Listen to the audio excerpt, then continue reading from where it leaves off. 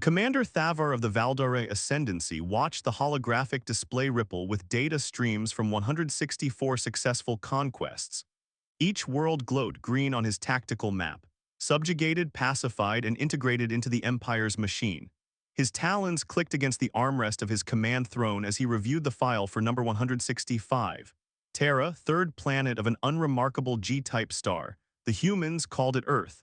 Read the assessment again. Thavar ordered. Sub-commander vessel adjusted his stance, four legs shifting on the deck plates. Primitive industrial civilization, atmospheric combustion technology, nuclear fission weapons but limited delivery systems. No evidence of faster-than-light capability. No defensive networks beyond planetary surface. Estimated resistance duration 2 cycles. 2 cycles, Thavar repeated, tasting the words. The Grell resistance lasted 4 cycles. The Grell had particle shielding. Thavar clicked his mandibles in amusement. He had commanded the 7th wave of the Grell subjugation. Their shields had failed within 3 hours of sustained bombardment. The Grell had still fought. They had died well, honorable warriors in their way. He pulled up the human military records. The data was laughable. They had barely reached their own moon. Their space vessels relied on chemical propellants. Their planet was covered in salt water and soft tissue. They had no natural weapons, no armor, no hive intelligence, no telepathic coordination. Just 2 fragile legs, 2 grasping hands, and a brain that had somehow convinced itself it was the master of its world. Weak, Thavar said. The assessment suggests their primary survival trait is endurance, Vessel offered. They evolved as pursuit predators on a high-gravity world. Their biology stores energy efficiently. They can sustain physical activity for extended periods. On the ground, Thavar waved a claw dismissively. This world will not touch the ground. Their surface will be molten before they know we have arrived. He expanded the tactical overlay. 847 warships, 42 dreadnoughts, 3 command carriers, the full might of the Valdari Ascendancy's expeditionary force. They had not deployed this much power since the conquest of the Xylo's home world, which had required orbital saturation for 12 days. Earth had no orbital defenses, no space-based weapons, no planetary shield grid. Thavar closed the file. Set course, we arrive in 6 cycles. Prepare the bombardment pattern. Vessel hesitated, a small twitch of his antennae that Thavar almost missed. Speak, Thavar commanded. The long-range probes detected something unusual before we entered the system. Radio traffic, encrypted military bands. Every primitive world has military encryption. It means nothing. The encryption changed every 300 milliseconds. That is not primitive, Commander. Thavar turned to face his subordinate fully. You believe a species that cannot leave its own atmosphere possesses encryption capable of cycling faster than our decryption arrays. Vessel said nothing. Thavar returned his gaze to the hologram. 164 worlds had looked just like this on the eve of conquest. 164 civilizations had believed themselves ready. 164 fleets had burned in the void or surrendered before the first impact. Earth would be number 165. Maintain course, Thavar said, and prepare the bombardment crews. I want this over in 1 cycle. The fleet surged forward through the dark. Behind them, 164 dead empires. Ahead, a blue marble spinning in silence, unaware of the shadow falling across its sky. But the radio traffic continued to change every 300 milliseconds like a heartbeat, like a countdown. The hyperspace window tour opened 300,000 km above Earth's northern hemisphere. Valdari warships emerged in perfect formation. Dreadnoughts first, then cruisers, then the support vessels that would harvest the planet's resources once the surface was glass. Commander Thavar watched from the bridge of the Sovereign's will as his fleet arranged itself into bombardment positions. 847 ships, not one out of alignment. Deploy sensor buoys, Thavar ordered. Full spectrum analysis. Locate military concentrations, command centers, and any energy signatures consistent with defensive systems. The buoys dropped from their launch tubes, spreading across low orbit in a calculated web. Data began flowing to Thavar's display. Atmospheric composition, nitrogen-oxygen, breathable with filtration. Population centers distributed across all major landmasses. Energy grid primitive fusion-based with significant solar supplementation.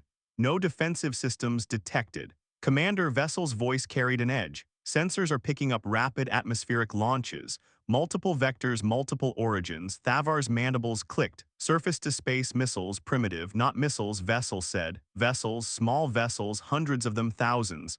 The display updated. Red icons blossomed across the planet. Rice surface like a rash. Launch sites in every nation, every continent, every ocean. The icons climbed, accelerating at velocities that made no sense for chemical propulsion. No sense at all. Magnify. Thavar snapped. The image sharpened, craft of varying design, some aerodynamic, some blocky, some that looked like they had been welded together from salvage. They flew in formations that defied logic. No organized spacing, no tactical coherence. Just a rising tide of metal and fire climbing toward his fleet. How many? Thavar demanded, estimating over 2,000, still counting. Commander, their acceleration curve suggests what? Vessels' antennae flattened against his skull. They are pulling forces that should tear their ships apart. Their hull materials cannot withstand those stresses, but they are not breaking. Thavar watched the human ships climb. 2,000, 3,000, 5,000, they kept coming, not in waves, not in formations. Just a flood of vessels thrown upward as if the planet itself was vomiting defiance. The first wave reached the outer edge of the fleet's perimeter. Valdari gunners opened fire. Particle beams sliced through the void, catching human ships in their arcs. Metal boiled, hulls ruptured, dozens of the small craft disintegrated. The others kept coming. They did not break formation. They did not turn. They flew directly into the killing field, losing ships with every second, and still they advanced. Falvar watched one human craft take a direct hit to its engine section, spin wildly, and then detonate its remaining fuel in a blast that caught two Valdari frigates in the fire. Not an accident, a deliberate attack. Break their charge, Falvar ordered. Concentrate fire on the lead elements, show them. The Sovereign's hull shuddered. An impact on the forward shields, then another. 3 human ships had rammed the dreadnought simultaneously. Their hulls crumpled against the energy barrier, but the force of their impact sent shockwaves through the shield generators. They are trying to overwhelm us with mass, Vessel said, disbelief in every word. They are using their ships as projectiles. Falvar stared at the tactical display. 847 warships against a swarm of barely space-worthy craft crewed by a species that had never fought beyond its own atmosphere. By every calculation, this should have been a slaughter. But the humans were not fighting to win, they were fighting to get close.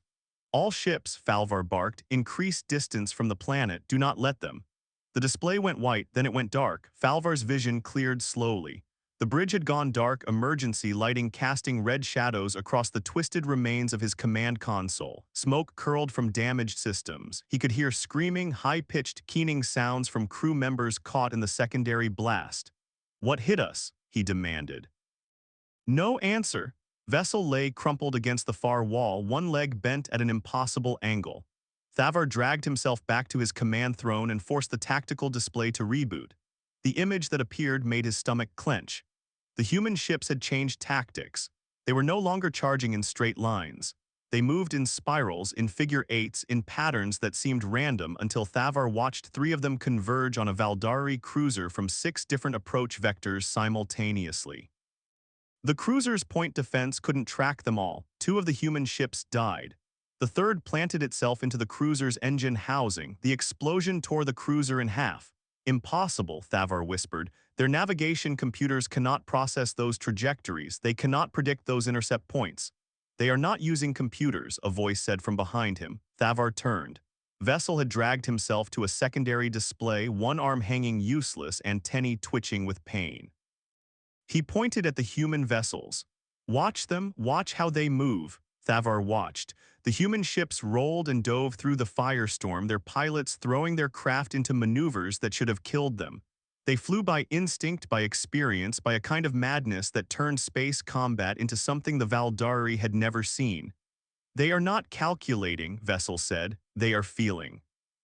Every human ship is piloted by a single organism that processes velocity and trajectory at speeds our computers cannot match. Their brains are doing the math. "That is not possible. Organic processing cannot. It is possible," Vessel cut him off, "because they have been fighting each other for their entire existence. Every human war has pushed their cognitive limits further. They have evolved to kill, not with claws or teeth, with mathematics, with physics, with the geometry of violence." The display showed 3 more Valdari ships going dark. The humans had lost over 1,000 vessels, but they kept coming. New launches rose from the planet every minute. Civilian craft, atmospheric fighters, anything.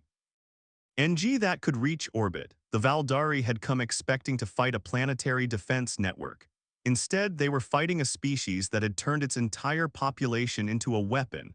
Thavar made a decision: order all ships to fall back to extreme range. We will bombard from outside their engagement envelope. They cannot harm us from. A proximity alarm cut him off. His display showed something new. The human ships were no longer attacking. They had stopped, all of them, across the entire battle space. Thousands of craft hung motionless in the void, their weapons cold, their engines idle. Waiting, Commander Vessel's voice was barely a whisper. They are broadcasting on speakers. A voice filled the bridge. Human female speaking in flawless Valdari trade language. You have 164 conquests. You have never lost. You have never faced an enemy who fought back after the first hour. You have never seen your ships break. The voice paused. We have never stopped fighting, not once, not in 10,000 years. Thavar's tactical network went dark. The silence on the bridge was absolute. Every display, every console, every communication channel had gone dead. Thavar stared at the blank screens, waiting for systems to reboot, for emergency protocols to activate, for anything to happen. Nothing happened.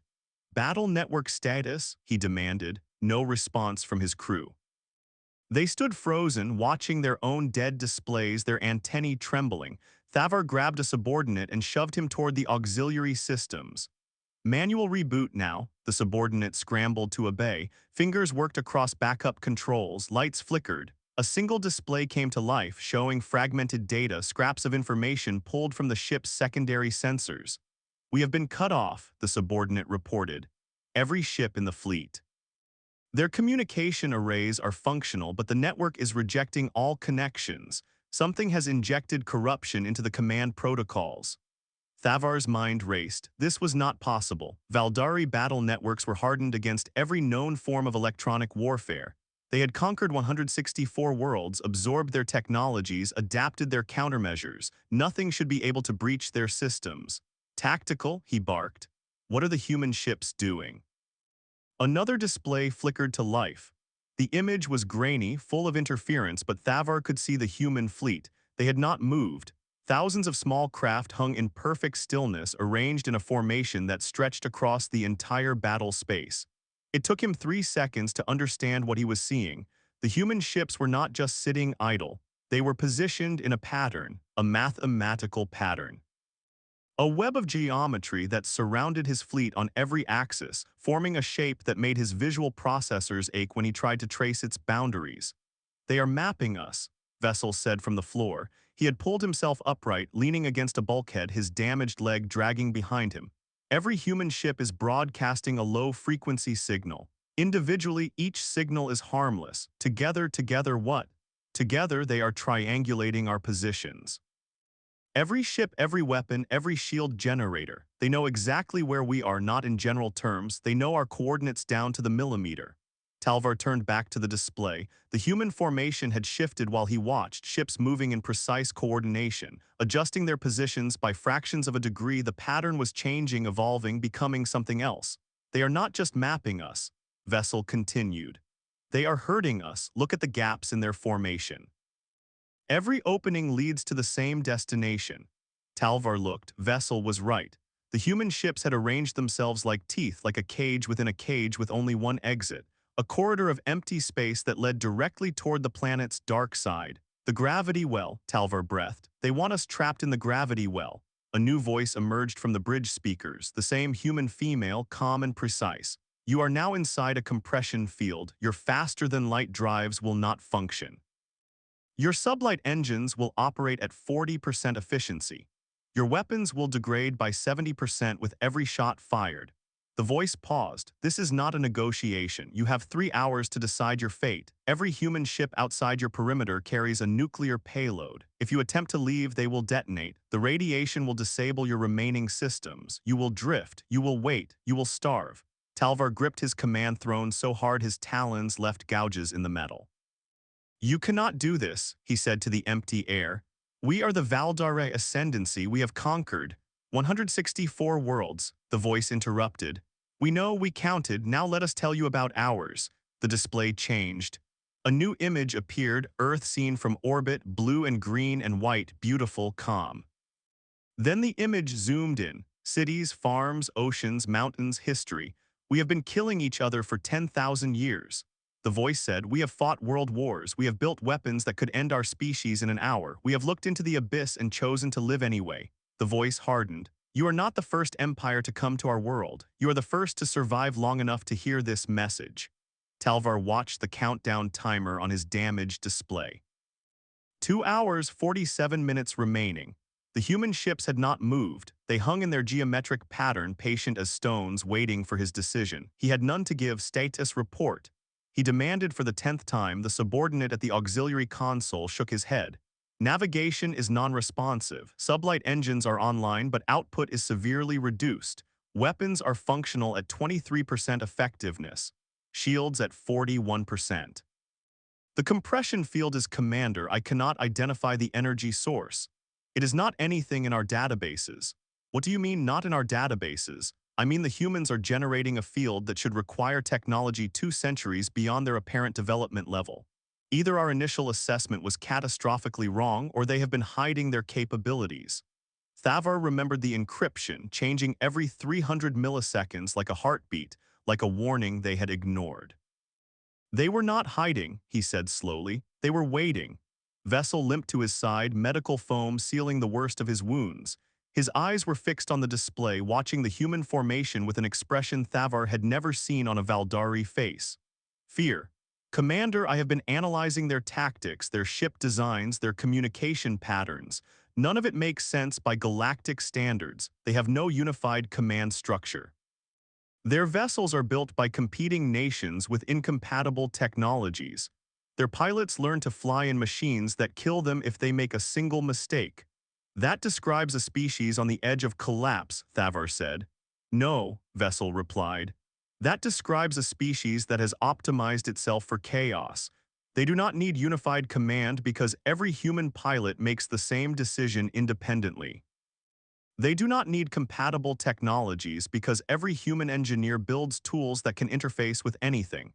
They do not fear death in training because death is their baseline. The display flickered. The human formation shifted again, contracting inward by several kilometers. The cage was closing. We need to negotiate, Vessel said. We are the Valdari Ascendancy, Thavar snarled. We do not negotiate with prey. Then we die here, all of us. 847 ships, over 2 million warriors, lost to a species that has never left its own star system. Thavar's mandibles clicked rapidly, a sign of stress he had not displayed since his first command. He looked at the countdown timer, 2 hours 31 minutes. Open a channel, he ordered. The subordinate worked the damaged console. Static filled the bridge, then cleared. The human female's voice returned. Commander Thavar of the Valdari Ascendancy, we have been waiting for you to speak. You know my name. We know everything about your fleet, your crew complements, your weapon capabilities, your supply reserves. We knew you were coming 3 months before your probes entered our system. Thavar felt cold spread through his chest. How? Because we have been watching the stars for a long time. We saw what happened to the 163 worlds before yours. We tracked your fleet's movements. We calculated your trajectory and we prepared. Prepared how? You have no space infrastructure, no shipyards, no. We have mines. The voice cut him off. We have mathematics, we have history, and we have something no other species in the galaxy possesses. The voice dropped lower, intimate, terrifying. We have practice. The display changed again. New icons appeared, not human ships, but something else, something emerging from the planet's surface. Massive shapes rising through the atmosphere, too large to be fighters, too fast to be carriers. Commander Vessel whispered, those are not ships. Talvar watched the shapes climb. They had no engines that his sensors could detect, no weapons that his tactical computer could identify. They were just structures, massive geometric structures rising from every continent, every ocean, every human stronghold. What are they? Talvar asked. The human voice answered, those are our walls. You are inside them now. You have been inside them since the moment you entered orbit. The shapes reached the edge of space and stopped. They formed a second shell around the planet, surrounding the Valdari fleet, surrounding the human ships, surrounding everything. What are those? Vessel demanded. Those, the voice said, are the reason your fleet will not leave this system. Those are the reason your conquest ends here. Those are the reason. We are still alive after 10,000 years of trying to kill ourselves. The voice paused. Those are the children of our worst nightmares, and they are very, very hungry. The structures began to unfold. Talvar watched in frozen horror as the massive geometric shapes peeled apart like flowers blooming in reverse, petals of metal and energy spreading outward, revealing cores of light so bright his display auto-dimmed to protect his eyes. The light pulsed once, twice, 3 times. Each pulse sent shock waves rippling through the compression field, tightening the cage further. "What are those things?" Vessel's voice cracked. The human female answered, "We call them sentinels. They are the last defense of a species that has spent its entire existence afraid of the dark. Every nuclear war we almost started, every asteroid we almost missed, every plague we almost didn't cure, we built them to watch, to wait, to end anything that threatened our extinction." "You built planet killers," Talvar said. "You built weapons capable of destroying star systems. We built survivors." The sentinels pulsed again. The light intensified, spreading outward in waves that washed over the Valdari fleet. Talvar felt his ship shudder, not from impact but from something deeper, something that resonated with the very atoms of his hull. "They are rewriting local physics," Vessel said, his voice trembling. "The Sentinels are altering the fundamental laws of this region of space. FTL travel will never work here again, not for us, not for anyone. The humans have made this system into a trap that cannot be escaped." Talvar stared at the display. 847 warships, 2 million warriors, 164 conquests, all of it meaningless against a species that had turned its own solar system into a weapon. "Why?" he asked. "Why would you build such things? Why would you hide them? Why would you let us come here knowing what you could do?" The human voice softened. For the first time, Talvar heard something other than cold efficiency in her tone. He heard exhaustion, heard grief, heard the weight of 10,000 years of violence. "Because we wanted to know if you were different. Every empire that came before you, and there were more than you know, we gave them the same chance. Approach peacefully, trade with us, learn from us. And every time they sent their fleets instead. You destroyed them, we contained them just like we are containing you. The Sentinels do not kill, they imprison. Every empire that has attacked Earth still exists, locked in bubbles of altered space, frozen in time, waiting for a future where they might learn peace." Falvar felt his legs give way. He caught himself on the command throne, claws scraping metal. "The other conquests," he whispered. "The 164 worlds, some of them should have been impossible." The Xylo's homeworld had planetary shields that could withstand star fire. "The Grell fleet outnumbered us 3-1. We won those battles, but we never understood how. You didn't win," the humans said. "We let you win. Every empire that comes to this galaxy eventually finds Earth. Every empire that finds Earth eventually attacks. And every empire that attacks disappears. We wanted to know if you would be the first to ask questions instead of firing weapons. You used us," Falvar said. "You used every empire. You let us conquer 164 worlds just to see if we would stop. We let you conquer 164 worlds because we were watching, learning, waiting to see if your species was capable of mercy. You are not." The sentinels pulsed one final time. The light faded, leaving behind a web of energy that surrounded the Valdani fleet, a net of impossibility from which there was no escape. "Here is your choice," the human said. "Surrender all weapons and faster-than-light drives to our collection vessels. Agree to remain in this system for no less than 10 cycles. Submit to observation and education about the history of this galaxy and the empires that came before you. And if we refuse," the human voice hardened, "then you join the others, frozen in time, waiting for mercy you never showed anyone else." Falvar looked at his crew. At Vessel, leaning against the bulkhead with fear in his eyes. At the subordinates still working dead consoles. At the 2 million warriors trapped in a cage built by a species that should have been prey. He had 164 conquests. They had 10,000 years of practice. "Lower weapons," Falvar said. "Send the surrender signal." The collection took 16 hours. Valdari warships powered down their weapons arrays one by one, ejecting drive cores and targeting systems into the void where human vessels waited to retrieve them. Falvar watched from the bridge of the Sovereign's will as his fleet transformed from an invasion force into a captive audience. The human ships moved among them with mechanical precision, their pilots showing no fear, no hesitation, no mercy. They had won, they knew it. And the most terrifying part was how little satisfaction they seemed to take from tea. Victory, this is not their first war, Vessel said quietly, not their greatest victory, not even close.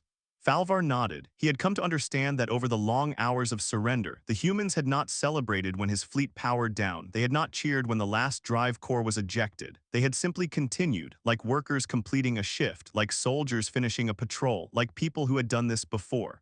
The broadcast is ready, a subordinate reported. The humans are allowing us to transmit to Valkyrie space. One message only, what should it say? Thavar thought about his answer for a long time. He thought about the 164 worlds he had conquered, the civilizations he had crushed, the species he had dismissed as weak because they could not fight the way Valkyrie fought. He thought about Earth, about the Sentinels, about the human who had spoken to him with such exhausted patience. Send this, he said, to the Ascendancy Council, to every admiral. To every commander, to every Valkyrie who dreams of conquest. He paused. Earth is not a world to be conquered, it is a warning. The humans are not prey, they are not predators, they are the reason the galaxy is still silent. They are the wall at the edge of the dark. Do not approach, do not attack, do not make our mistake. He looked at the display one last time. Earth hung in the void, blue and green and white, beautiful and calm. The humans had returned to their cities, their farms, their ordinary lives.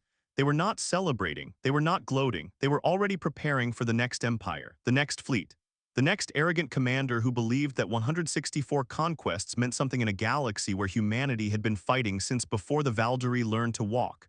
Message sent, the subordinate said. Thavar sat back in his command throne. Outside his viewport, the sentinels watched in silence. Endless, hungry, the cage remained. Years later, the story reached the furthest edges of explored space, not through channels. The Valdari Council buried Thavar's warning in classified archives, hoping to forget their shame. But stories have a way of surviving. Crews talked, captains listened. Whispers spread across star systems like light from a dying sun. Earth, the quiet planet, the trap, the world that ate fleets and never even changed its orbital path. Some called it a myth, others called it a threat. The wise called it a reminder that the galaxy's oldest civilizations are not always the loudest, that the most dangerous predators do not roar, that sometimes the scariest thing in the dark is not a monster waiting to attack. Sometimes it is a species that has already survived every monster and learned and waited and built walls around its children. 164 empires had come before the Valdari. 164 fleets had vanished into humanity's patient silence. The galaxy did not know how many more would come, did not know how long the humans would wait, but every pilot who flew near Earth system felt the same chill, saw the same impossible readings on their sensors, heard the same whisper pass between crews in the dark watches of space. Do not approach, do not attack, do not make their mistake, because Earth was not afraid. Earth had never been afraid. Earth was just waiting for someone arrogant enough to try. And